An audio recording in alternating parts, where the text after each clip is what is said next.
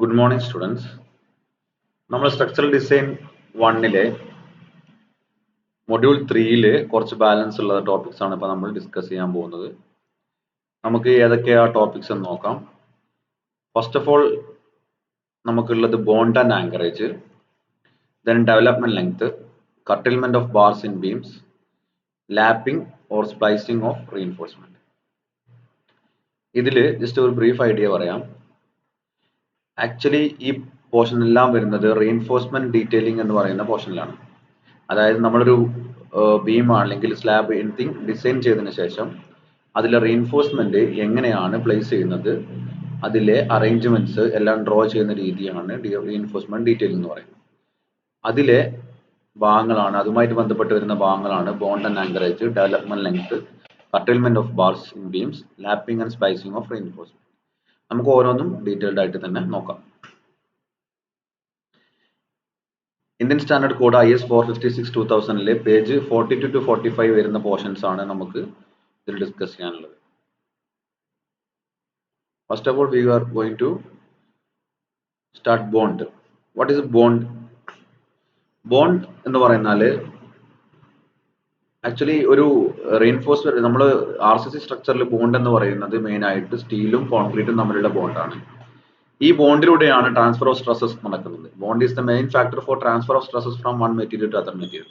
അതായത് സ്റ്റീലിൽ ആക്ട് ചെയ്യുന്ന ലോഡ് അത് കോൺക്രീറ്റിലോട്ട് ട്രാൻസ്ഫർ ചെയ്യുന്നത്, തിരിച്ചു ട്രാൻസ്ഫറിങ് ലോഡ് നടക്കുന്നത് ഈ തമ്മിലുള്ള ഗ്രിപ്പ് അല്ലെങ്കിൽ ബോണ്ട് ഉള്ളത് കൊണ്ടാണ്. ഇതിൽ ഈ ബോണ്ടിൽ എന്തെങ്കിലും ലീക്കേജ് വന്നു കഴിഞ്ഞാൽ, സ്ലിപ്പ് സംഭവിച്ചു കഴിഞ്ഞാൽ എന്ത് ചെയ്യുന്നില്ല, കറക്റ്റായി ട്രാൻസ്ഫർ സംഭവിക്കില്ല, ഇത് സ്ലിപ്പായി പോകാനുള്ള ചാൻസ് ഉണ്ട്. ഇതൊരു ഒരു മെറ്റീരിയൽ ആയിട്ട് ആക്ട് ചെയ്യാതിരിക്കും. Bond work on the principle of strain compatibility. Strain compatibility എന്ന് പറഞ്ഞു കഴിഞ്ഞാൽ, അതായത് ഈ ഒരു എലമെന്റിൽ, അതായത് ഒരു റീഇൻഫോഴ്സ്ഡ് സിമന്റ് കോൺക്രീറ്റ് എലമെന്റ് എന്ന് പറയുന്ന RCC സ്ട്രക്ചറിൽ എന്തെങ്കിലും ഒരു ഇലോങ്ങേഷനോ അല്ലെങ്കിൽ കംപ്രഷനോ സംഭവിക്കുകയാണെങ്കിൽ കോൺക്രീറ്റും സ്റ്റീലും ഒരുപോലെ ഇലോങ്ങേറ്റ് ചെയ്യണം, ഒരുപോലെ കംപ്രസ് ചെയ്യണം. അതാണ് സ്ട്രെയിൻ കോമ്പാറ്റിബിലിറ്റി എന്ന് ഉദ്ദേശിക്കുന്നത്. സെയിം ലെങ്ത് എത്രയാണോ കോൺക്രീറ്റ് പോർഷൻ മൂവ് ചെയ്യുന്നത്, അത്ര തന്നെ സ്റ്റീൽ മൂവ് ചെയ്യണം. അപ്പോഴേ അത് എന്ത് ചെയ്യുള്ളൂ, സ്ട്രെയിൻ കോമ്പാറ്റിബിൾ ആവുകയുള്ളൂ. ഈ ബോണ്ട് വർക്ക് ചെയ്യുന്നത് ഈ പ്രിൻസിപ്പിൾ വെച്ചിട്ടാണ്. ഇനി എന്താണ് ബോണ്ട് സ്ട്രെസ് എന്ന് നോക്കാം. ഈ ബോണ്ടുകൾ ഒരു കോൺക്രീറ്റിലെ ഒരു RCC എലമെന്റിലെ സ്റ്റീലും കോൺക്രീറ്റും തമ്മിലുള്ള ഒരു ബോണ്ട് നമ്മൾ പറഞ്ഞു. ഇതിന്റെ രണ്ടിന്റെ ഇന്റർഫേസിൽ ആക്ട് ചെയ്യുന്ന ഷിയർ സ്ട്രെസ് ആണ് ആക്ച്വലി എന്ത്, ബോണ്ട് സ്ട്രെസ് എന്ന് പറയുന്നത്. ഷിയർ സ്ട്രെസ് എന്ന് പറയാൻ കാരണം എന്താ? ഷിയർ എന്ന് പറയുന്നത് എപ്പോഴും ഷിയർ സ്ട്രെസ് എന്ന് പറയുന്നത് മനസ്സിൽ വെക്കണം, രണ്ട് പ്ലെയിൻ തമ്മിൽ തെന്നി നീങ്ങാൻ ചാൻസ് ഉള്ളപ്പോഴാണ് എന്ത് ചെയ്യുന്നത്, ഷിയറിംഗ് സംഭവിക്കുന്നത്. അവിടെയാണ് എന്ത് ചെയ്യുന്നത്, ഷിയർ സ്ട്രെസ് ഡെവലപ്പ് ചെയ്യുന്നത്. ഒരു കോൺക്രീറ്റ് ആൻഡ് സ്റ്റീൽ മെമ്പർ ഒരു RCC സ്ട്രക്ചറിൽ കോൺക്രീറ്റിൽ നിന്നും സ്റ്റീല് ഷിയർ ചെയ്ത് പോകാനുള്ള ടെൻഡൻസി ഉണ്ടാവും. ഈ റീഇൻഫോഴ്സ്മെന്റ് ഇടയിലുള്ള ഈ ബോണ്ട് കാരണം ഉണ്ടാകുന്ന ആ സ്ട്രെസ് ആണ് എന്ത് എന്ന് പറയുന്നത്, ബോണ്ട് സ്ട്രെസ് എന്ന് പറയുന്നത്. ഇനി നമുക്ക് എന്തൊക്കെ ഫാക്ടേഴ്സ് ബോണ്ട് സ്ട്രെസ്സിനെ അഫക്ട് ചെയ്യുമെന്ന് നോക്കാം. അതിൽ അഡ്ഹസീവ് പ്രോപ്പർട്ടീസ് സിമെന്റ്, നമുക്കറിയാം സിമെന്റ് തന്നെയാണ് നമ്മളെ ഒരു കോൺക്രീറ്റ് സ്ട്രക്ചറിൽ അഗ്രിഗേറ്റിനെയും ഫൈൻ അഗ്രിഗേറ്റിനെയും പിടിച്ചു നിർത്തുന്നത്. ഈ സിമെന്റിന്റെ അഡ്ഹസീവ് പ്രോപ്പർട്ടി, സിമെന്റിന്റെ സ്റ്റിക്നെസ് ആണ്. ഈ അഡ്ഹസീവ് പ്രോപ്പർട്ടീസ് സിമെന്റ് ആണ് എന്ത്, ബോണ്ട് സ്ട്രെസ്സിനെ അഫക്ട് ചെയ്യുന്ന ഒരു മെയിൻ ഫാക്ടർ. അതായത് സിമെന്റിന്റെ ക്വാളിറ്റി എത്രത്തോളം അഡ്ഹസ് ചെയ്യാൻ പറ്റും എന്നുള്ളത് ആണ് ഇതിനെ മെയിൻ ആയിട്ട് ഡിപ്പെൻഡ് ചെയ്യുന്നത്.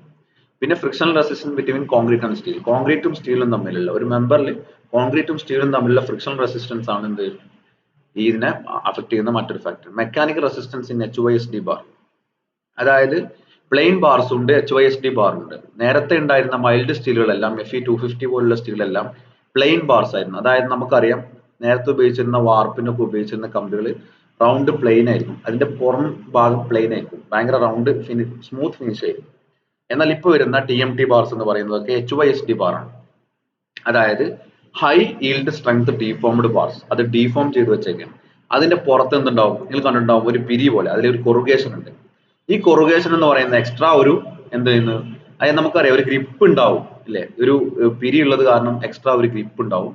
ഈ ഗ്രിപ്പ് അഡീഷണൽ മെക്കാനിക്കൽ റെസിസ്റ്റൻസ് എന്തോന്ന് കൊടുക്കുന്നുണ്ട്, HYSD ബാർസിന് കമ്പയർഡ് ടു മൈൽഡ് സ്റ്റീൽ ബാർസിന് HYSD ബാർസിന് ഒരു അഡീഷണൽ മെക്കാനിക്കൽ റെസിസ്റ്റൻസും കൂടെ ഉണ്ട് എന്തില്, ബോണ്ട് സ്ട്രെസ്. അപ്പോൾ ബോണ്ട് സ്ട്രെസ്സിനെ അഫക്ട് ചെയ്യുന്ന 3 കാര്യങ്ങൾ: adhesive properties of cement, frictional resistance between concrete and steel, mechanical resistance between HYSD bars. ഇനി ഈ ബോണ്ടിനെ കുറിച്ച് പറഞ്ഞു. അതായത് നമ്മളെ മെയിൻ ആയിട്ട് ബോണ്ട് എന്ന് പറയുന്നത്, നോർമലി ഒരു ബോണ്ട് എന്ന് പറയുന്നത് 2 മെറ്റീരിയൽസ് തമ്മിലുള്ള ഒരു അഡ്ഹഷൻ. നമ്മളെ കേസിൽ മെയിൻ ആയിട്ട് വരുന്നത് കോൺക്രീറ്റും സ്റ്റീലും തമ്മിലുള്ള ബോണ്ടിങ്. അതിൽ 2 ടൈപ്പ് ബോണ്ടുകളാണുള്ളത്, മെയിൻ ആയിട്ട് ഫ്ലെക്സറൽ ബോണ്ടും പിന്നെ ഒരു ആങ്കറേജ് ബോണ്ടും. ഫ്ലെക്സറൽ ബോണ്ട് എന്ന് പറയുന്നത്, ശ്രദ്ധിക്കുക, ഈ ഒരു കോൺക്രീറ്റ് എലമെന്റ്, ഇപ്പൊ നമുക്ക് ഈ ഒരു കോൺക്രീറ്റ് എലമെന്റിൽ ഈ ഒരു ഇൻസൈഡ് വരുന്ന പോർഷൻസ്, ഈ ഒരു സ്റ്റീല് അല്ലെങ്കിൽ എനി സ്റ്റീൽ, അത് കോൺക്രീറ്റുമായി ഉണ്ടാക്കുന്ന ത്രൂ ഔട്ട് ദ ലെങ്ത്, ഈ ഒരു സ്റ്റീലിന്റെ ത്രൂ ഔട്ട് ദ ലെങ്ത് അത് കോൺക്രീറ്റുമായി ഉണ്ടാക്കുന്ന ഒരു ബോണ്ടാണ് എന്ത്, ഫ്ലെക്സറൽ ബോണ്ട് എന്ന് പറയുന്നത്. ഇനി എന്താണ് ആങ്കറേജ് ബോണ്ട്? എന്താണ് ഇവ തമ്മിലുള്ള വ്യത്യാസം? പലപ്പോഴും ആങ്കറേജ് ലെങ്ത്, ആങ്കറേജ് ബോണ്ട് എന്ന് പറയുന്നത് IS കോഡിലും നമ്മളെ ഡിസൈൻ ആസ്പെക്റ്റിൽ ഒരുപാട് പ്രാവശ്യം വരുന്നതാണ്. അപ്പൊ ആങ്കറേജ് ലെങ്ത് എന്താണെന്ന് സ്പെസിഫൈ ആയിട്ട് മനസ്സിലാക്കി വെക്കുക. ടൈപ്സ് ഓഫ് ബോണ്ടില് 2 ടൈപ്പിൽ ഒന്നാണ് ഫ്ലെക്സറൽ ബോണ്ടും ആങ്കറേജ് ബോണ്ടും. ഇനി ആങ്കറേജ് ബോണ്ട് എന്ന് പറയുന്നത്, it actually develops at the ends of the reinforcement. ഒരു റീഇൻഫോഴ്സ്മെന്റ് നിൽക്കുന്ന ഭാഗത്ത്, നമുക്ക് ഒരു പോർഷൻ റീഇൻഫോഴ്സ്മെന്റ് എൻഡ് ചെയ്യാണ്, ആ ഭാഗത്ത് ഉണ്ടാകുന്ന ബോണ്ടാണ് എന്ത്, ആക്ച്വലി ആങ്കറേജ് ബോണ്ട്. നിങ്ങൾക്കറിയാം ആങ്കർ എന്നൊക്കെ പറഞ്ഞാൽ എന്താണ്, നമ്മൾ ആങ്കറിന്റെ ഷേപ്പ് കണ്ടില്ലേ, ഒരു എൻഡിൽ നമ്മൾ എന്ത് പിടിച്ചു നിർത്തുക, ആ ഒരു ആങ്കറേജ് ബോണ്ടാണ് എന്ത്, എൻഡാണ്. നമ്മൾ റീഇൻഫോഴ്സ്മെന്റിൽ എൻഡിൽ വരുന്ന ബോണ്ടാണ് ആങ്കറേജ് ബോണ്ട് എന്ന് പറയുമ്പോൾ. ഇനി ആക്ച്വലി ഇത് എന്താണ് ഈ ബോണ്ട് കൊണ്ട് ഉദ്ദേശിക്കുന്നത്? ആ ബോണ്ട് ഉള്ളത് കാരണം എന്ത് ചെയ്യുന്നില്ല, റീഇൻഫോഴ്സ്മെന്റ് ഒരിക്കലും അതിൽ നിന്ന് പുൾ ഔട്ട് പോകുന്നില്ല. It develops at the ends of reinforcement and the purpose to avoid pulling out of steel bars from concrete. കോൺക്രീറ്റിൽ നിന്നും സ്റ്റീൽ ബാർസ് പുൾ ഔട്ട് ചെയ്ത് പോകാതിരിക്കാൻ വേണ്ടി പിടിച്ചു നിർത്തുന്നത് ഈ ആങ്കറേജ് ബോണ്ടാണ്. അപ്പൊ എന്ത് ചെയ്യേണ്ടി വരും, സഫീഷ്യന്റ് ആയിട്ട് ലെങ്ത് എന്ത് ചെയ്യേണ്ടി വരും, നമ്മൾ കൊടുക്കേണ്ടി വരും ആങ്കറേജ് ബോണ്ട് സാറ്റിസ്ഫൈ ചെയ്യാൻ. അതിലേക്ക് നമുക്ക് പിന്നീട് വരാം. ഇനി അടുത്ത പോർഷൻ ആയിട്ട് വരുന്നത് ഡെവലപ്മെന്റ് ലെങ്ത് ആണ്. ഇതാണ് നമ്മൾ നേരത്തെ പറഞ്ഞു വെച്ച കാര്യം. നമുക്ക് ഒരു കോൺക്രീറ്റിനകത്തിൽ നിന്നും ഒരു സ്റ്റീൽ പുൾ ഔട്ട് ചെയ്ത് പോകാണ്ടിരിക്കാൻ നമുക്ക് എന്ത് ചെയ്യേണ്ടി വരും, നമ്മൾ ആക്ച്വലി നിർത്താൻ ഉദ്ദേശിച്ച സ്ഥലത്ത് നിന്നും കുറച്ചുകൂടി നീട്ടി എന്ത് ചെയ്യേണ്ടി വരും, റീഇൻഫോഴ്സ്മെന്റ് ഇടേണ്ടി വരും. ഈ എക്സ്റ്റൻഡഡ് ലെങ്തിനെയാണ് ആക്ച്വലി ഡെവലപ്മെന്റ് ലെങ്ത് എന്ന് പറയുന്നത്. അതായത് നമുക്ക് ആങ്കറേജ് ബോണ്ട് കിട്ടാൻ വേണ്ടി, ആങ്കറേജ് ബോണ്ട് സാറ്റിസ്ഫൈ ചെയ്യാൻ വേണ്ടി നമ്മൾ നിർത്താൻ ഉദ്ദേശിച്ച പോയിന്റിൽ നിന്നും റീഇൻഫോഴ്സ്മെന്റ് കുറച്ചുകൂടി അധികം ലെങ്തിലോട്ട് ഇടുന്നതാണ് എന്ത്, ഡെവലപ്മെന്റ് ലെങ്ത്. ഇത് നമുക്ക് എന്തിനാണ് ചെയ്യുന്നത്, ഈ ബാർ ഫോഴ്സസ് കറക്റ്റ് ആയിട്ട് ട്രാൻസ്ഫർ ചെയ്യാൻ, ത്രൂ ബോണ്ട് ട്രാൻസ്ഫർ ചെയ്യാൻ വേണ്ടിയിട്ടാണ്. നിങ്ങൾക്കറിയാം ഈ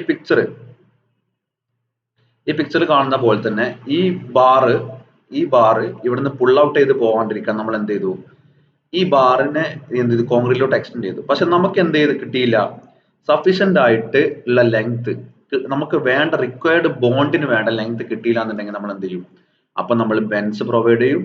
ഇങ്ങനെ കണ്ടില്ലേ, ഈ റീഇൻഫോഴ്സ്മെന്റ് എന്ത് ചെയ്തു, ബെൻഡ് ചെയ്തു. അപ്പൊ നമുക്ക് റിക്വയർഡ് ലെങ്ത് കിട്ടി. ഇനി ബെൻസിന്റെ ഹുക്സിന്റെ ഒക്കെ കാര്യം നമ്മൾ വഴിയെ വരുന്നുണ്ട്. ഇതാണ് ഡെവലപ്മെന്റ് ലെങ്ത് എന്ന് ഉദ്ദേശിക്കുന്നത്.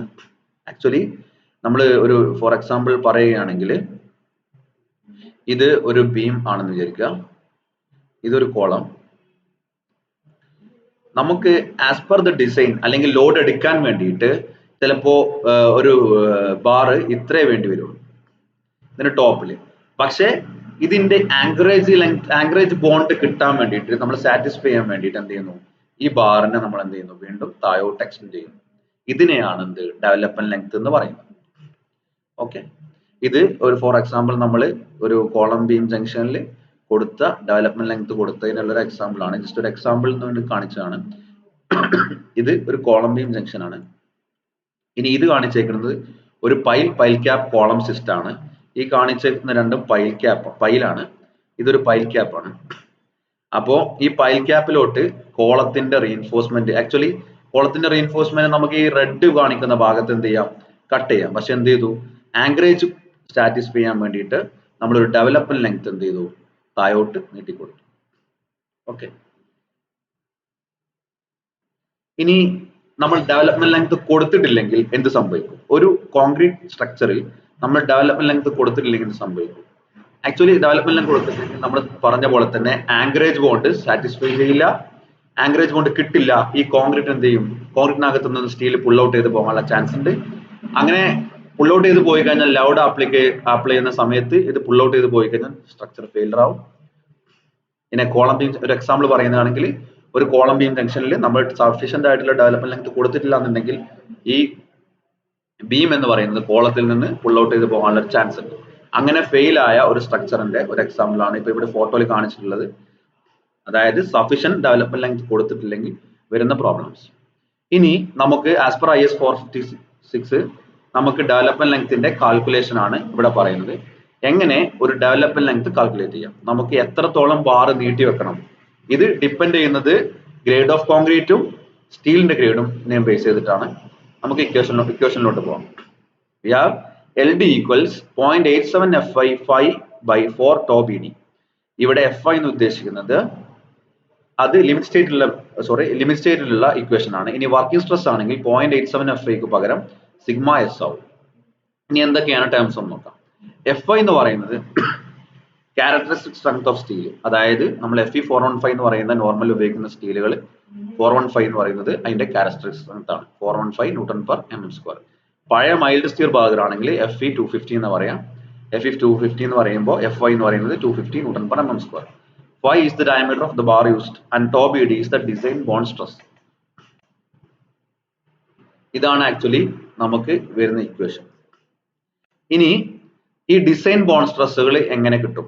നമ്മുടെ ഓരോ കോൺക്രീറ്റിനനുസരിച്ച് ഓരോ കോൺക്രീറ്റ് ഗ്രേഡിനനുസരിച്ച് ഡിസൈൻ ബോണ്ട് സ്ട്രെസ്സുകൾ വ്യത്യാസമുണ്ട്. അത്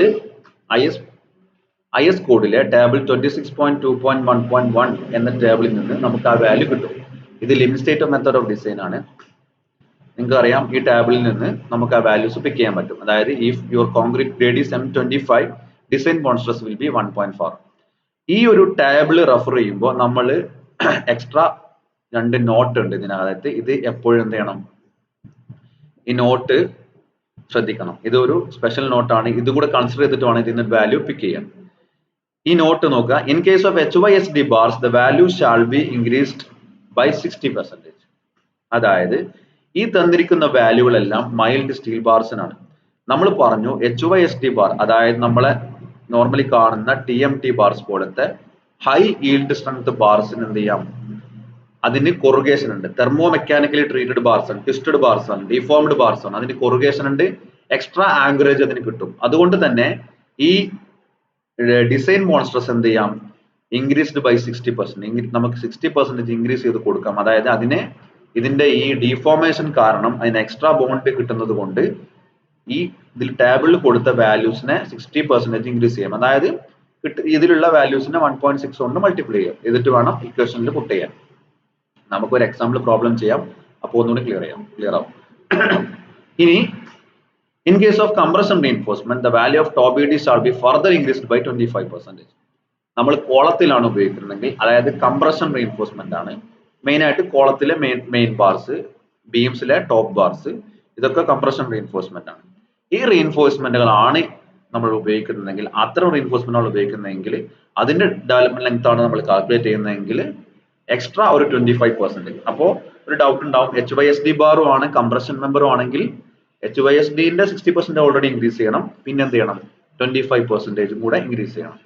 ഈ ടേബിളിൽ കൊടുത്ത വാല്യൂവിനെ മൾട്ടിപ്ലൈ ചെയ്ത് പുതിയ വാല്യൂ നമ്മൾ എടുക്കാം. ഓക്കെ. ഇനി ഡെവലപ്മെന്റ് ലെങ്ത് കാൽക്കുലേഷൻ ഒരു എക്സാമ്പിൾ ആണ്. ഫോർ എക്സാമ്പിൾ ഒരു 12 mm ഡയ ബാർ ഉണ്ട് നമുക്കൊരു ബീമിൽ, ഗ്രേഡ് ഓഫ് കോൺക്രീറ്റ് M20 ആണ്, FE 415 ആണ്, ഡിഫോർംഡ് ബാർസ് ആണ്. ഇത് നമുക്ക് എങ്ങനെ ഡെവലപ്മെന്റ് ലെങ്ത് കാൽക്കുലേറ്റ് ചെയ്യാം എന്നുള്ളതാണ് പറയുന്നത്. We have the equation LD equal to 0.87 FI 5/4 tau BD.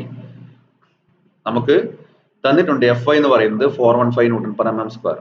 Phi is the diameter of the bar, it is equal to 12 mm, and tau BD is from the table. We can get the table. Tau BD എന്ന് പറയുന്നത് ടേബിളിൽ നിന്ന് എടുക്കുന്ന value ആണ്. അപ്പോൾ ഇവിടെ M20 ആണ്, ടേബിളിൽ നിന്ന് എടുത്തു കഴിഞ്ഞാൽ M20ക്ക് നമുക്ക് എന്തുണ്ട്, 1.2 Nm² ഉണ്ട്. ഇനി HYSD ബാർ ആണെന്ന് കൂടെ പറഞ്ഞതുകൊണ്ട് നമുക്ക് എന്ത് ചെയ്യണം, 60% ഇൻക്രീസ് ചെയ്യണം. അപ്പൊ tau BD is equal to 1.2 into 1.6, 1.92 Nm². അപ്പോൾ tau BD എന്ന് പറയുന്നത് 1.92 Nm² ആയി. അങ്ങനെ നമുക്ക് ഇക്വേഷനിൽ പുട്ട് ചെയ്ത് കഴിഞ്ഞാൽ value will be get 564.14 mm. നമ്മൾ പുട്ട് ചെയ്ത വാല്യൂ എല്ലാ ന്യൂട്ടൺ പെർ mm സ്ക്വയറിലും 5 mm ആയതുകൊണ്ട് answer will be in mm. So we have to convert it in centimetre. സോ നമുക്ക് കിട്ടിയ ഡെവലപ്മെന്റ് ലെങ്ത് ഈ ബാറിന് 12 mm ബാറിന് ഈ ഗ്രേഡും ഈ സ്റ്റീലും വെച്ചിട്ട് നമുക്ക് കിട്ടേണ്ട ലെങ്ത് നമ്മൾ കൊടുക്കേണ്ട പ്രൊവൈഡ് ചെയ്യേണ്ട ഡെവലപ്മെന്റ് ലെങ്ത് എന്ന് പറയുന്നത് എന്താണ് 57 സെന്റിമീറ്റർ ആണ്. നിങ്ങൾക്ക് മനസ്സിലായിട്ടുണ്ടാവും എന്ന് വിചാരിക്കുന്നു. അതായത് ഇക്വേഷനിൽ 0.87 FI 5/4 tau BD എന്നാണ് ഇക്വേഷൻ. ഈ ഇക്വേഷനിൽ FI yield strength ആണ്, tau BD എന്ന ഡിസൈൻ മോൾ സ്ട്രെസ് ആണ്. We will get that from the table. ഇനി anchorage length. Anchorage length development length കഴിഞ്ഞു. ഇനി ആങ്കറേജ് ലെങ്ത് നമ്മളെ എൻസില് നമ്മൾ പറഞ്ഞു എൻസിൽ കൊടുക്കേണ്ട എൻസിൽ ആങ്കറേജ് ബോണ്ട് കിട്ടുന്നതിന് കൊടുക്കേണ്ട ആവശ്യമായ ലെങ്ത് ആണ് ആക്ച്വലി ആങ്കറേജ് ലെങ്ത്. ഇനി ടെൻഷനിൽ ബാർസ് ഇൻ ടെൻഷനിലാണെങ്കിൽ എങ്ങനെ ആങ്കറേജ് കൊടുക്കണം എന്നുള്ളതാണ് കുറിച്ചാണ് പറയുന്നത്. Deformed bars should be used without end anchorages provide development length requirement is satisfied. അതായത് ഡിഫോംഡ് ബാർസ് ഒരു എൻഡ് ആങ്കറേജസും ഇല്ലാതെ, എൻഡ് ആങ്കറേജസ് എന്താണെന്ന് പറയാം, പ്രൊവൈഡ് ചെയ്യാൻ പറ്റും. നമുക്ക് ഡെവലപ്മെന്റ് ലെങ്ത് സാറ്റിസ്ഫൈ ചെയ്ത് കഴിഞ്ഞാൽ നമ്മൾ എവിടെയാണ് നിർത്താൻ ഉദ്ദേശിച്ചത് അവിടെ നിന്ന് എന്ത് ചെയ്യാം, ഡെവലപ്മെന്റ് ലെങ്ത് സാറ്റിസ്ഫൈ ചെയ്ത് കഴിഞ്ഞാൽ നമുക്ക് ഡിഫോംഡ് ബാർസ് ഡയറക്റ്റ് പ്രൊവൈഡ് ചെയ്യാൻ പറ്റും. എൻഡ് ആങ്കറേജസ് ഒന്നും വേണ്ട. ഇനി എന്താണ് ഈ എൻഡ് ആങ്കറേജസ് എന്ന് പറഞ്ഞു തരാം. എൻഡ് ആങ്കറേജസ് എന്ന് പറയുന്നത് ഇത്തരം മെക്കാനിക്കൽ ഡിവൈസസ് ആണ്. അതായത് കോൺക്രീറ്റ് ഗ്രിപ്പ് കിട്ടാൻ, എൻഡില് ഗ്രിപ്പ് കിട്ടാൻ ഈ എൻഡ് ആങ്കറേജസ് ഇല്ലാതെ ഉപയോഗിക്കാതെ തന്നെ നമുക്ക് റീഇൻഫോഴ്സ്മെന്റ് പ്ലേസ് ചെയ്യാൻ പറ്റും. എങ്ങനെ? ഡെവലപ്മെന്റ് ലെങ്ത് സാറ്റിസ്ഫൈ ചെയ്ത് കിട്ടുവാണെങ്കിൽ. ഓക്കെ, ഇനി ബാർസ് ഇൻ ടെൻഷൻ. ഇനി നമുക്ക് ആങ്കറേജ് ലെങ്ത് പ്രൊവൈഡ് ചെയ്യാൻ വേണ്ടിയിട്ട്,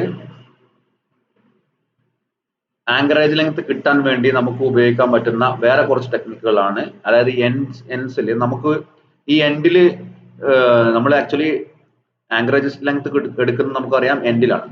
അപ്പൊ എൻഡിൽ നമുക്ക് കൂടുതൽ ഡെവലപ്മെന്റ് ലെങ്ത് നീട്ടിക്കൊണ്ടുപോകാൻ പറ്റില്ല, ചിലപ്പോൾ ചില റെസ്ട്രിക്ഷൻസ് ഉണ്ടാവും. അവിടെ നമ്മൾ ഉപയോഗിക്കുന്ന ടെക്നിക്കുകളാണ് ബെൻസ് ആൻഡ് ഹുക്സ്. അപ്പോൾ നോർമലി എന്താണ് ഈ ബെൻസ് ഹുക്ക് എന്ന് പറയാം? ഒന്നുമില്ല, റീഇൻഫോഴ്സ്മെന്റ് ബാർസ് ബെൻഡ് ചെയ്യുക ഇൻ ഡെഫിനിറ്റ് ആംഗിൾസിൽ. അപ്പൊ നോർമലി ഉപയോഗിക്കുന്ന ആംഗിൾസ് ആണ് ഡിസ്കസ് ചെയ്യാൻ പോകുന്നത്. ഈ ഒരു ഫസ്റ്റ് കാണിക്കുന്ന ബാർ എന്ന് പറയുന്നത് ഈ ഒരു ലൈനിൽ നിന്നും 135 ഡിഗ്രി ബെൻഡ് ചെയ്ത ബാറാണ്. ഇതാണ് 135 ഡിഗ്രി ബെൻഡ്. ഇത് നിങ്ങൾക്കറിയാം 90 ഡിഗ്രി ബെൻഡ്, ഇത് 45 ഡിഗ്രി ബെൻഡ്, ഇത് 180 ഡിഗ്രി ബെൻഡ്. ഈ 180 ഡിഗ്രി ബെൻഡിനെയാണ് നമ്മൾ എന്ത് പറയുന്നത്? ഹുക്ക് എന്ന് പറയുന്നത്. Actually hook. അപ്പോ നമ്മൾ റീഇൻഫോഴ്സ്മെന്റിന്റെ എൻഡില് ആങ്കറേജ് കിട്ടാൻ വേണ്ടി കൊടുക്കുന്ന ചില ടെക്നിക്കുകളാണ് ബെൻസ് ആൻഡ് ഹുക്സ്. ഇനി ബെൻസ് ആൻഡ് ഹുക്കില് ആങ്കറേജ് വാല്യൂ. എന്താണ് ഈ ആങ്കറേജ് വാല്യൂ എന്ന് പറഞ്ഞു കഴിഞ്ഞാൽ, നമ്മൾ ഡെവലപ്മെന്റ് ലെങ്ത് നമുക്ക് അറിയാം, ഒരു പോയിന്റിൽ നിന്നും നമ്മൾ നിർത്താൻ ഉദ്ദേശിക്കുന്ന പോയിന്റിൽ നിന്നും ഡെവലപ്മെന്റ് ലെങ്ത് കൊടുത്തു കഴിഞ്ഞാൽ എന്ത് ചെയ്യാം? എൻഡ് ആങ്കറേജസ് ഇല്ലാതെ ഡെവലപ്മെന്റ് ലെങ്ത് കൊടുത്തു കഴിഞ്ഞാൽ എന്ത് ചെയ്യാം? അവിടുത്തെ ആങ്കറേജ് സാറ്റിസ്ഫൈ ചെയ്യാമെന്ന് പറഞ്ഞു. ഇനി ചില സമയത്ത് നമുക്ക് എന്താ സ്ട്രൈറ്റ് ആയിട്ട് ഡെവലപ്മെന്റ് ലെങ്ത് കൊടുക്കാൻ പറ്റില്ല, നമുക്ക് ബെൻഡ് ചെയ്തിട്ട് കൊടുക്കേണ്ടി വരും. അപ്പോൾ ഓരോ ബെൻഡിനും കറസ്പോണ്ടിങ് ആയിട്ട് നമുക്കറിയാം, ഒരു ബെൻഡ് കൊടുക്കുക എന്ന് പറഞ്ഞാൽ എക്സ്ട്രാ ഗ്രിപ്പ് കിട്ടുക എന്നുള്ളതാണ്. അപ്പോൾ ഒരു ബെൻഡ് കൊടുത്തു കഴിഞ്ഞാൽ ഡെവലപ്മെന്റ് ലെങ്ത് എത്രത്തോളം കുറക്കാൻ പറ്റും, അല്ലെങ്കിൽ ഡെവലപ്മെന്റ് ലെങ്ത്തിന് ഇക്വലന്റ് ആയിട്ടുള്ള ഒരു ബെൻഡിന് ഇക്വലന്റ് ആയ ഡെവലപ്മെന്റ് ലെങ്ത് എത്രയാണെന്നുള്ളതാണ് ആങ്കറേജ് വാല്യൂ എന്ന് പറയുന്നത്.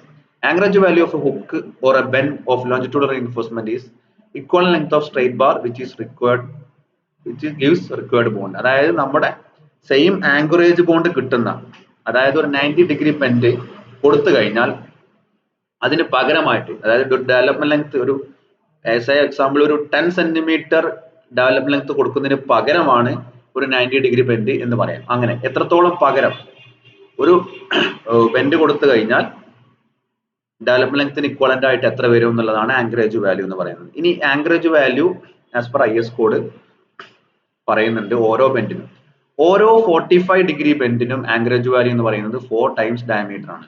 അതായത് 10 mm ബാർ ഒരു 45 ഡിഗ്രി ബെൻഡ് ചെയ്ത് കഴിഞ്ഞാൽ എന്തായി? 40 mm 4 സെന്റിമീറ്റർ അത് ഡെവലപ്മെന്റ് ലെങ്ത് എക്സ്ട്രാ ലെങ്ത് കൊടുത്തതിന് തുല്യമായി.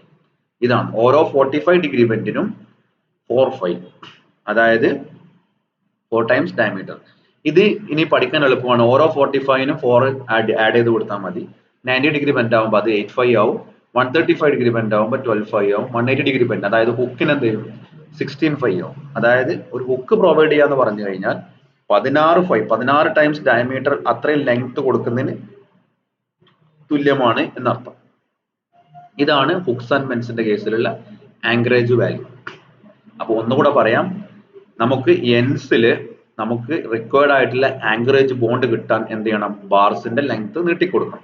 ആ നീട്ടിക്കൊടുക്കുന്ന പല കേസുകളിലും എന്ത് ചെയ്യാൻ പറ്റില്ല, സാറ്റിസ്ഫൈഡ് റെസ്ട്രിക്ഷൻസ് ഉണ്ടാവും. അപ്പൊ നമ്മൾ ബെൻഡ് ചെയ്യും. ബെൻഡ് എന്ന് പറയുന്നത് ആക്ച്വലി ഒരു അഡീഷണൽ ബോണ്ടാണ്. ഈ ബെൻഡ് എന്ന് പറയുന്നത് ഒരു ബെൻഡ് ചെയ്ത് കഴിഞ്ഞാൽ എത്രത്തോളം ഡെവലപ്മെന്റ് ലെങ്ത്തിന് ഇക്വലന്റ് ആയ ഒരു ആക്ഷൻ ആണ് അത് എന്നുള്ളത് പറയുന്നതാണ് anchorage value. Anchorage value of each 45 degree bend is 4 times diameter. 4 times diameter of the bar. ഇതാണ് നമ്മൾ. അപ്പോ ഓരോ കേസിലും ഓരോ 45 degree ബെൻഡിനും 4 times diameter ആണ്. ഇനി ബാർസ് ഇൻ കംപ്രഷൻ ആണെങ്കിൽ എന്താണ്, anchorage length of bars in compression is equal to development length. Development length തന്നെയാണ് ബാർസ് ഇൻ കംപ്രഷനിൽ വരുന്നത്. It includes project length of bends and hooks, straight length beyond bends if provided. അതായത് bends and ഹുക്സിന്റെ നമ്മൾ പറഞ്ഞ project length, അതായത് ഉദ്ദേശിച്ചത് ഒരു ബെൻഡ് കൊടുത്തു കഴിഞ്ഞാൽ ഇപ്പോൾ 4-5 ആണെങ്കിൽ ഒരു 45 degree 4-5 പ്ലസ് നമ്മൾ കൊടുത്ത എക്സ്ട്രാ ലെങ്ത്തും. ഉദാഹരണം പറഞ്ഞു കഴിഞ്ഞാൽ നമുക്ക് ഇവിടെ നിന്ന് കൊടുക്കേണ്ട ഡെവലപ്മെന്റ് ലെങ്ത് എന്ന് പറഞ്ഞു കഴിഞ്ഞാൽ ഇത്രയും ഈ ബെൻഡ് അടക്കം ഉള്ള ഡെവലപ്മെന്റ് ലെങ്ത് ഈക്വൽ ആയിരിക്കും. അതായത് നമുക്ക് ഈ ബിയോണ്ട് ദിസ് പോയിന്റ് എത്രയാണോ ഡെവലപ്മെന്റ് ലെങ്ത് വേണ്ടത് അതെന്ത് ചെയ്യാം, ഈ ബെൻഡും കൂടെ അടക്കം. ഇപ്പൊ 90 degree ബെൻഡ് ചെയ്തതുകൊണ്ട് ഒരു എക്സ്ട്രാ നമുക്ക് എന്ത് കിട്ടും, 8-5 ഡയമീറ്റർ കിട്ടും. അതും ഉൾപ്പെടെ നമ്മൾ ടോട്ടൽ എന്ത് ചെയ്യാൻ മതി, ബെൻഡ് ചെയ്താൽ മതി എന്നുള്ളതാണ് പറഞ്ഞത്. ടോട്ടല് ലെങ്ത് നീട്ടി കൊടുത്താൽ മതി. ഇനി ആങ്കറേജ് ലെങ്ത് ഓഫ് സ്റ്റിറപ്സ്, അതായത് നമ്മുടെ സ്റ്റിറപ്സുകൾ, ലിങ്ക്സുകൾ ഇപ്പൊ ഈ ഫോട്ടോയിൽ കാണുന്ന പോലെ തന്നെ ഇത് എന്ത് ചെയ്യണം, ഇതൊക്കെ എൻ പോർഷൻ ആണ് അല്ലെ. അപ്പോ ഇത് എത്രത്തോളം നീട്ടണം, നമ്മൾ ആങ്കറേജ് കിട്ടാൻ വേണ്ടി നമ്മളെ ബെൻഡ് കഴിഞ്ഞു കഴിഞ്ഞാൽ എത്രത്തോളം എക്സ്റ്റെൻഡ് ചെയ്യണം, അതിനാണ് ആങ്കറേജ് വാല്യൂ, ഇതിന്റെ വാല്യൂസ് പറയുന്നത്. അപ്പോൾ for 90 degree bend 8 times diameter. 90 degree ബെൻഡിന് നമ്മൾ ബെൻഡ് കഴിഞ്ഞു കഴിഞ്ഞാൽ 8 ടൈംസ് ഡയമീറ്റർ എന്ത് ചെയ്യണം, ലെങ്ത് നീട്ടിക്കൊടുക്കണം. അതുപോലെ 135 degree ബെൻഡ്, ഇതാണ് 135 degree ബെൻഡ്, ഇതിന് എന്ത് ചെയ്യണം, 6 ടൈംസ് ഡയമീറ്റർ ലെങ്ത് നീട്ടിക്കൊടുക്കണം. ഇതെല്ലാം IS കോഡ് പ്രൊവിഷൻ ആണ്. IS കോഡ് IS 456 2000 പേജ് 43 വരുന്ന പ്രൊവിഷൻസ് ആണ് ഇതെല്ലാം.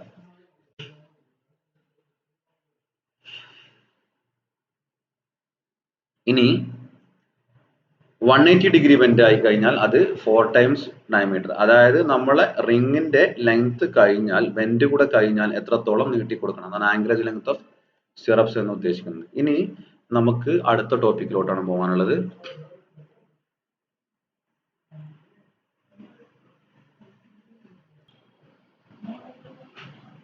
ഇനി നമുക്ക് അടുത്ത വരുന്ന പോർഷൻ എന്ന് പറയുന്നത് കർട്ടൈൽമെന്റ് ഓഫ് റീഇൻഫോഴ്സ്മെന്റ് ആണ്. ഈ കർട്ടൈൽമെന്റ് എന്ന് പറയുമ്പോൾ by word it is cutting of the reinforcement എന്നുള്ള അർത്ഥത്തിൽ നമ്മൾ എടുക്കുക.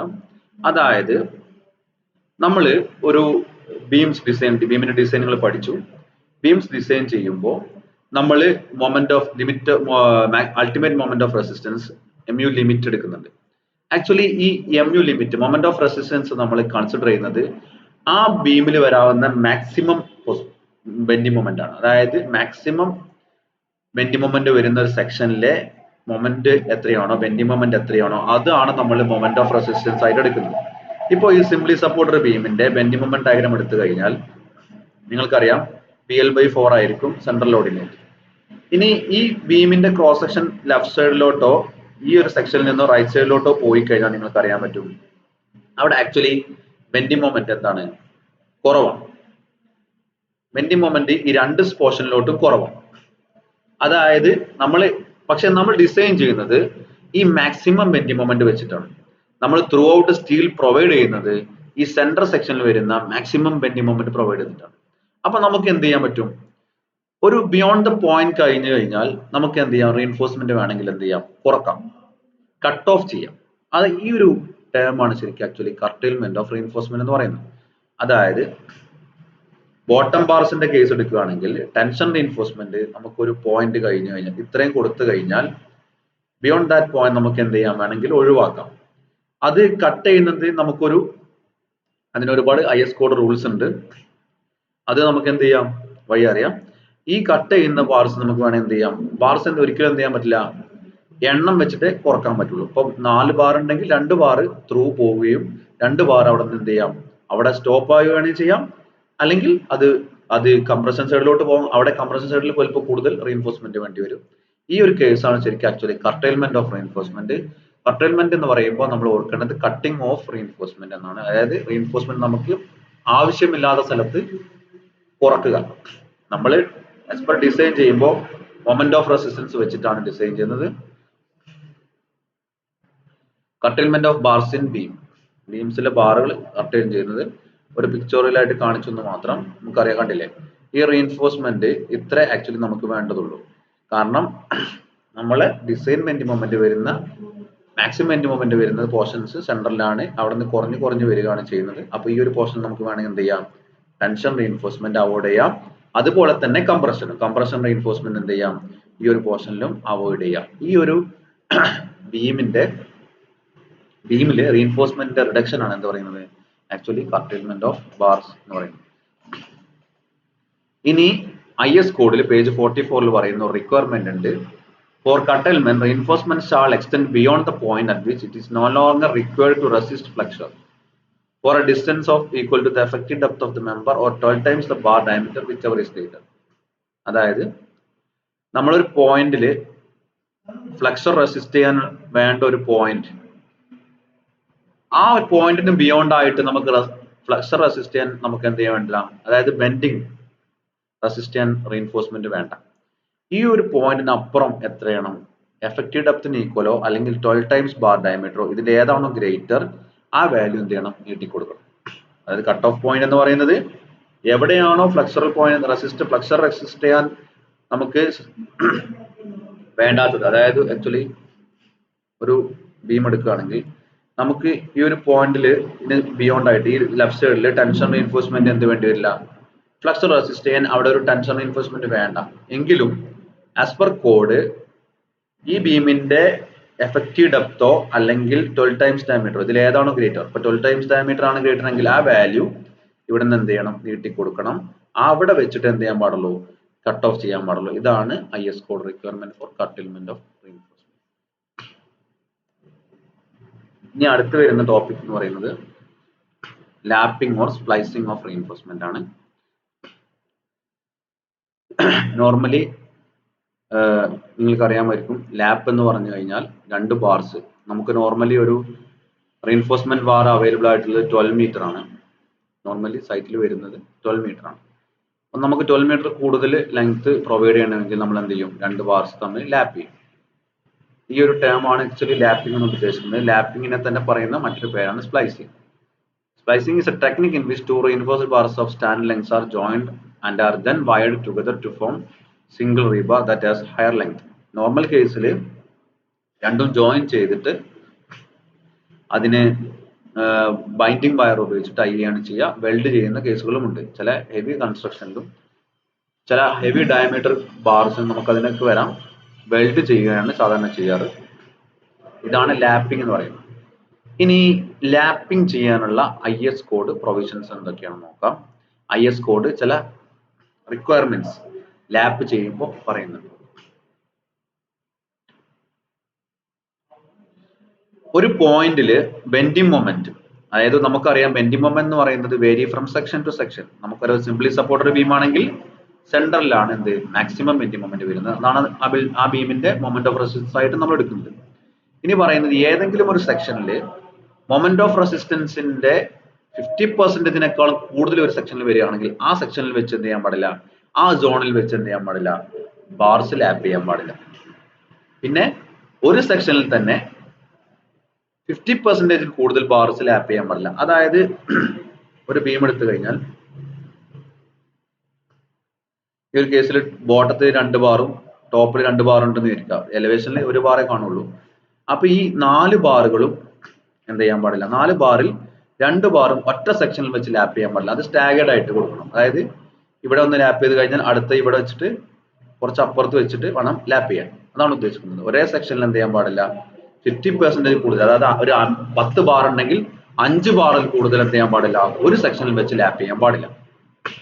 ഇനി പറയുന്ന പ്രൊവിഷൻ 36 mm കൂടുതലുള്ള ബാറുകൾ, നമുക്കറിയാം സൈറ്റിൽ നോർമലി വരുന്ന ബാർസ് 8, 10, 12, 16, 20, 25, 32, 36. 36 mm കൂടുതൽ വരുന്ന ബാറുകൾ എന്ത് ചെയ്യാൻ പാടില്ല, സ്പ്ലൈസ് ചെയ്യാൻ പാടില്ല, എന്ത് ചെയ്യണം, വെൽഡ് ചെയ്യണം. The lap length of bars bending in tension shall not be less than LD or 35. Bend ചെയ്യുന്ന ബാർ, ബെൻഡ് ഇൻ ടെൻഷൻ എന്ന് പറഞ്ഞാൽ ഉദ്ദേശിക്കുന്നത് മെയിൻ ആയിട്ട് ബീം സിംപ്ലി സപ്പോർട്ടഡ് ബീം ആണെങ്കിൽ ബോട്ടം ബാർ. ബോട്ടം ബാർസ് എന്ത് ചെയ്യാൻ പാടില്ല, ലാപ്പ് ലെങ്ത് എന്ന് പറയുന്നത് ഡെവലപ്മെന്റ് ലെങ്ത്തിനോ അല്ലെങ്കിൽ 35 ഇതിൽ കുറയാൻ പാടില്ല. അപ്പൊ ഇതിൽ ഏതാണോ വലുത് അതിൽ കുറയാൻ പാടില്ല എന്ത്, lap length. Bottom bars of the beam shall be lapped near to the support. Top bars of the beam shall be lapped near to the mid span. ഇത് എന്തുകൊണ്ടാണെന്ന് പറയുന്നത്, അത് നമുക്ക് ഈ ഒരു കേസ് നോക്കിയാൽ മനസ്സിലാവും. ഈ top bars, bottom bars should be lapped near to the support. ഇങ്ങനെയാണ് ലാപ്പ് ചെയ്യേണ്ടത്. ഒരു ബീമില് സിംപ്ലി സപ്പോർട്ടഡ് ബീം ആണെങ്കിൽ ഇതിന്റെ കേസ് വരാൻ കാരണം ഇത് ബെൻഡ് ചെയ്യുമ്പോൾ ഇതല്ലേ, ഈ ബോട്ടം പോർഷനിൽ ടെൻഷൻ സംഭവിക്കും. ഈ ഒരു ഏറ്റവും മൊമെന്റ് ഓഫ് ബെൻഡിങ് മൊമെന്റ് അധികം വരുന്ന ഈ ഒരു പോർഷനിൽ നമ്മൾ ലാപ്പ് ചെയ്ത് കഴിഞ്ഞാൽ അത് സ്ലിപ്പായി പോകാനുള്ള ചാൻസ് ഉള്ളത് കൊണ്ടാണ് അവിടെ ബെൻഡ് ചെയ്തതെന്ന് പറയുന്നത്. പക്ഷേ ടോപ്പിൽ എന്തില്ല, അത്തരം പ്രശ്നങ്ങളില്ല, കാരണം അവിടെ കംപ്രഷൻ ആണ് വരുന്നത്. അപ്പോൾ ബീംസിലെ ബോട്ടം ബാർ സിംപ്ലി സപ്പോർട്ടഡ് ബീമാണ്, bottom bar should be lapped at the support and top bar should be lapped at the mid span.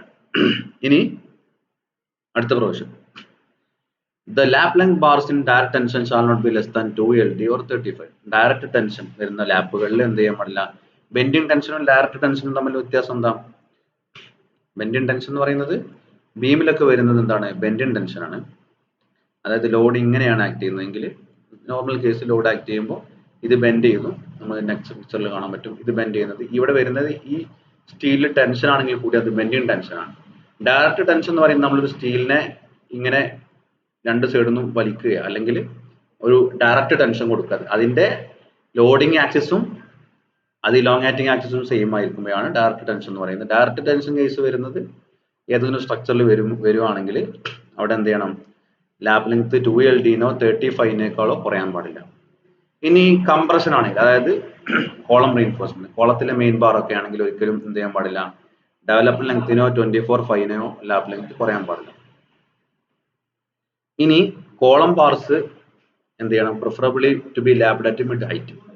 Column bars എല്ലാം മിഡ് ഹൈറ്റിൽ എന്ത് ചെയ്യാണ്, ലാപ്പ് ചെയ്യുന്നതാണ് പ്രിഫറബിൾ.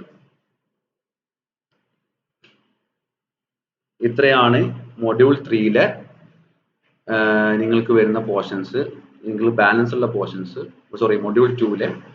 ഇനി നമുക്ക് എടുക്കാനുള്ള മൊഡ്യൂൾ 3 ആണ്, അത് സ്ലാബ്സ് വരുന്ന പോർഷൻസ് ആണ്. അത് നമുക്ക് വരും ക്ലാസ്സുകളിൽ എടുക്കാം.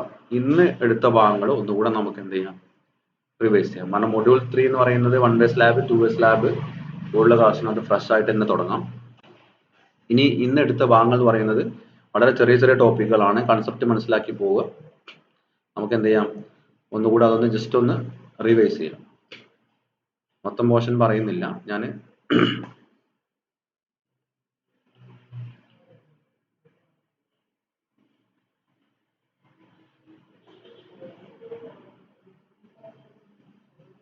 നമുക്ക് മൊഡ്യൂൾ 3യിലെ ബാലൻസ് വെച്ചുള്ള പോർഷൻസ് എന്ന് പറയുന്നത് bond and anchorage, development length, curtailment of bars in beams, lapping bar, splicing of reinforcement. Bond and anchorage എന്ന് പറയുന്നത്, ബോണ്ട് എന്ന് ആക്ച്വലി മീൻസ് രണ്ട് മെറ്റീരിയൽ തമ്മിലുള്ള ബോണ്ടാണ് ഉദ്ദേശിക്കുന്നത്. ഇവിടെ മെയിൻ ആയിട്ട് കോൺക്രീറ്റും സ്റ്റീലും. ഈ ബോണ്ട് എന്ന് പറയുന്നത് രണ്ട് ടൈപ്പ് ഉണ്ട്, ഫ്ലെക്സറൽ ബോണ്ട് ഉണ്ട്, ആങ്കറേജ് ബോണ്ട്. ഫ്ലെക്സറൽ ബോണ്ട് എന്ന് പറയുന്നത് ത്രൂ ഔട്ട് ദ ലെങ്ത്തിൽ വരുന്ന ബോണ്ടാണ് ഫ്ലെക്സറൽ ബോണ്ട് എന്ന് പറയുന്നത്. ആങ്കറേജ് ബോണ്ട് എന്ന് പറയുന്നത് എൻഡിൽ വരുന്ന ബോണ്ടാണ് ആങ്കറേജ് ബോണ്ട് എന്ന് പറയുന്നത്. അതിന് വേണ്ട പ്രൊവൈഡ് ചെയ്യേണ്ട ലെങ്ത് ആണ്, ആ ഒരു ബോണ്ട് സാറ്റിസ്ഫൈ ചെയ്യാൻ വേണ്ടി പ്രൊവൈഡ് ചെയ്യേണ്ട ലെങ്ത് ആണ് ഡെവലപ്മെന്റ് ലെങ്ത് എന്ന് പറയുന്നത്.